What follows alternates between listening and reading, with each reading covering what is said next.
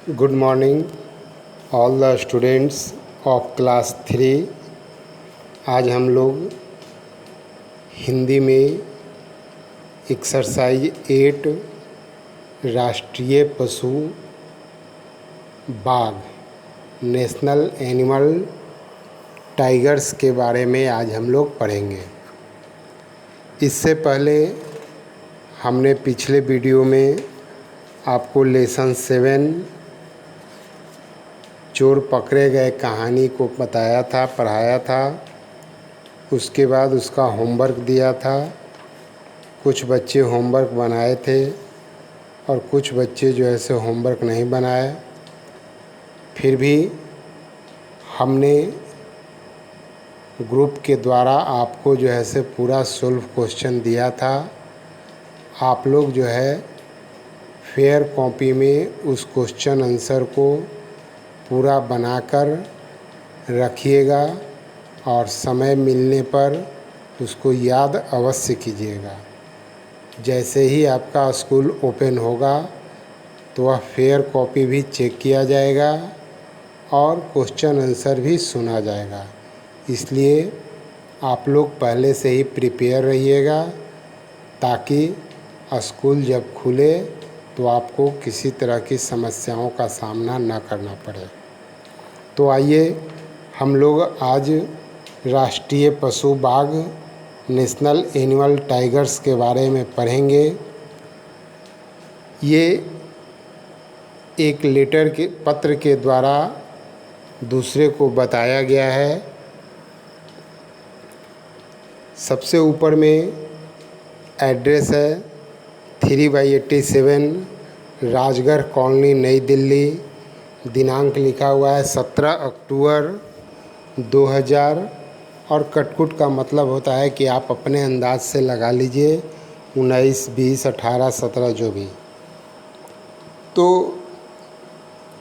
सबसे पहले है प्रिय साक्षी, सप्रेम नमस्ते। आशा है तुम सब कुशल होगे। आपकी नृत्य की ट्रेनिंग कैसी चल रही है? दीदी, कल हम सब चिड़ियाघर देखने गए थे। चिड़ियाघर को ही इंग्लिश में हम लोग जू बोलते हैं। वहाँ पर शेर, बाघ, हाथी, मोर, हिरन, सांप, रंग बिरंगे पक्षी सबको एक साथ देखकर बहुत आनंद आया, मतलब बहुत खुशी हुई। घर आकर मैंने बाघ के बारे में नई नई बातों की जानकारी हासिल की और जैसे ही वह घर आती है तो बुक के द्वारा या नेट के द्वारा या इंटरनेट के द्वारा वह बाघों के बारे में और भी बहुत कुछ जानकारियां हासिल करती है। मैं वे बातें भी आपको बतानी चाहती हूँ। सबसे पहले बताता है कि यह जो है यानी कि बाघ बिल्ली के परिवार का सबसे बड़ा जानवर है। इसके शरीर का ऊपरी भाग सामान्यतः पीले या हल्के नारंगी रंग का होता है, जिस पर गहरी भूरी धारियाँ होती है, लेकिन इसका पेट वाला जो भाग यानी कि नीचे वो सफ़ेद होता है।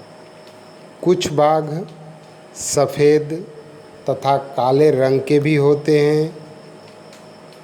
बाघ का वैज्ञानिक नाम यानी कि साइंटिफिक नेम पैंथेरा टिग्रिसा है। इसको हमेशा याद रखिएगा, साइंस में भी पूछा जाएगा कि साइंटिफिक नेम ऑफ टाइगर, तो आप लोग फट से बोलिएगा पैंथेरा टिग्रिसा। बाघ का उत्पत्ति मतलब बाघ कहाँ से आया, सबसे पहले इसके बारे में बताया जा रहा है कि बाघ का उत्पत्ति स्थान साइबेरिया माना जाता है। साइबेरिया एक बहुत बड़ा जंगल है अफ्रीका में। वहाँ की जलवायु और ज़्यादा ठंडी होने पर वे वहाँ से दक्षिण की ओर भारतीय उपमहाद्वीप में आ गए तथा अब यहीं पर उनका घर बन गया है।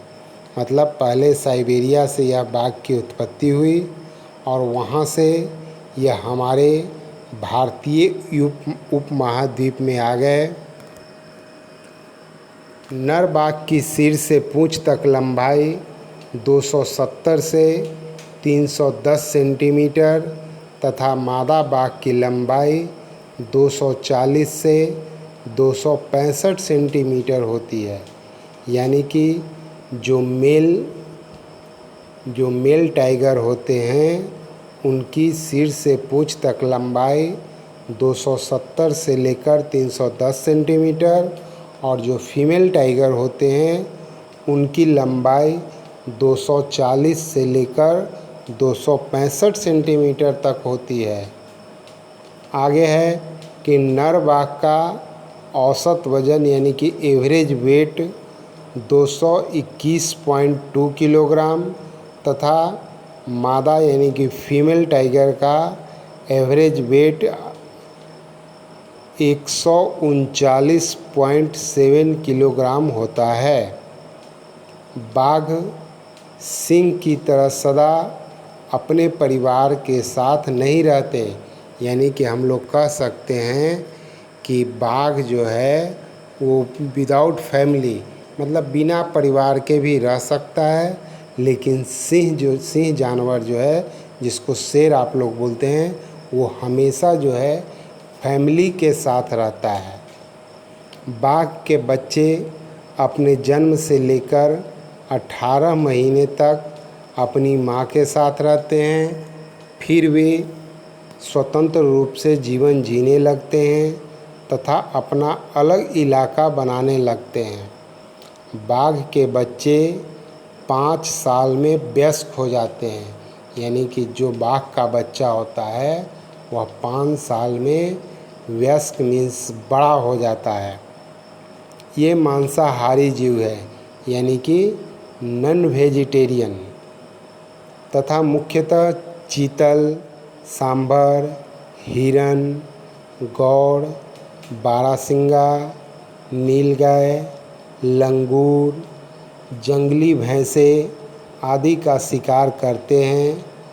ये कभी कभी अपने इलाके में घुस आए पालतू जानवरों का भी शिकार कर लेते हैं।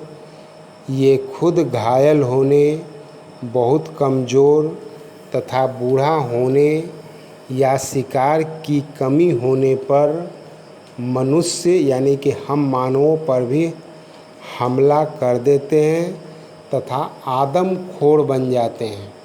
तो यहाँ पर एक वर्ड आया है आदमखोर। तो आदमखोर में नाम से ही पता चल जा रहा है कि आदमी को खाने वाला, जो जानवर आदमी को खाएगा उसको हम लोग बोलेंगे आदमखोर। वर्तमान समय में इनकी संख्या काफ़ी कम रह गई है तथा ये विनाश के कगार पर पहुंच गए हैं, मतलब समाप्ति के ओर बढ़ रहे हैं। इनकी ऐसी स्थिति का प्रमुख कारण हम मानव हैं। हम मानव मनोरंजन, सजावट तथा दवाओं के नाम पर इनका अवैध शिकार करता जा रहा है। अवैध मीन्स होता है कि जिसको कानूनी रूप से मान्यता न हो उसको हम लोग अवैध कहते हैं।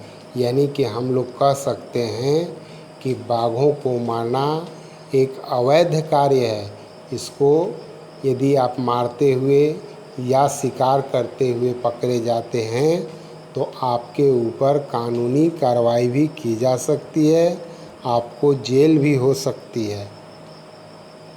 बाघ की खाल सजावट के काम आती है।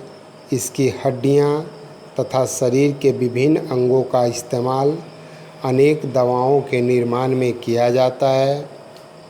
साथ ही अत्यधिक जनसंख्या वृद्धि के कारण हमारे देश में जंगल जो है से कम हो रहे हैं। इस कारण भी बाघ मानव बस्तियों में घुस आते हैं तथा पालतू पशुओं का शिकार करने के कारण मनुष्य इन्हें मार देते हैं। यह भी बाघों की घटती संख्या का एक प्रमुख कारण है। अब हम लोग आगे बढ़ते हैं। जब 1973 ईस्वी में बाघों की संख्या 2000 से भी कम रह गई, तब भारत सरकार यानी कि इंडिया गवर्नमेंट ने बाघ परियोजना की शुरुआत की। इसके अंतर्गत इनकी संख्या को बढ़ाने के लिए कई कदम उठाए गए, लेकिन आज भी यह परियोजना अपने उद्देश्य मतलब जिस कार्य के लिए बनाया गया था वह कार्य में पूरी तरह से सफल नहीं हुआ है। अभी भी बाघों की संख्या काफ़ी कम है, जिस पर हमें और हमारी सरकार को ध्यान देने की ज़रूरत है। आइए हम सब मिलकर बाघों के संरक्षण में योगदान देने की शपथ लें, तभी इस पशु को आने वाली पीढ़ी के बच्चे देख पाएंगे। अन्यथा आने वाली पीढ़ी के बच्चे सिर्फ किताबों में पढ़ेंगे कि बाघ नाम का एक पालतू पशु हुआ करता था। तो इस तरह से आज आप लोग का ये कहानी जो ऐसे समाप्त होता है। अगले बार हम लोग फिर एक नए अध्याय के साथ मिलेंगे। उससे पहले आप लोग का HW है, सबसे पहले शब्दार्थ को लिखकर याद करना है। उसके बाद अभ्यास प्रश्न में क मौखिक प्रश्न, ख निम्नलिखित प्रश्नों के उत्तर लिखिए, ग रिक्त स्थान को भरिए और घ सही उत्तर पर सही का चिन्ह लगाइए। इतना कार्य आपको कल शाम 4 से 6 के बीच में करके आपको जो है से ग्रुप पर भेजना होगा। धन्यवाद।